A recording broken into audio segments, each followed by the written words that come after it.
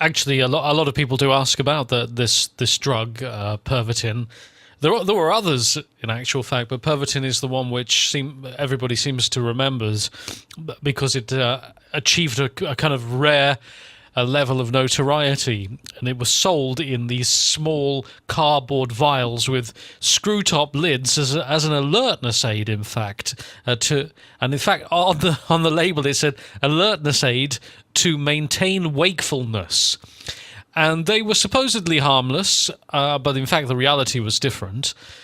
Over 35 million Pervitin tablets had been issued to troops during the French campaign. That was in 1940. And they were eventually classified as a prescription drug due to the danger of addiction. But the fact is it was so widespread, so many people were using these drugs to pep themselves up that it was really quite impossible to curb their use. The surprising thing is that Pervitin was nothing more than neatly packaged crystal meth. And I know that sounds ridiculous, but it was. What we know now as ice and speed. After popping a few pills, soldiers felt that they could kind of defy danger and fight furiously without needing rest or nourishment.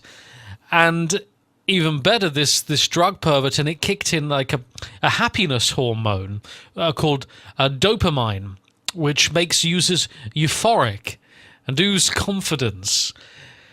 And in some cases, now I heard this and I read this in some places, in some cases authorities even mixed this drug into food at communal restaurants in working class districts to make sure the workers, kind of were going to work with a buzz on a high.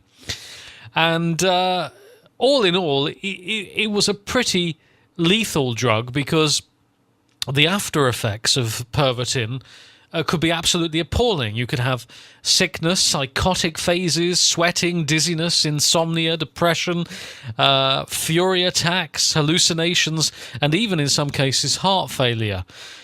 So doctors took a pretty skeptical view of it, but calls to regulate it were ignored, and it remained in production and in use throughout the war because it kept workers working.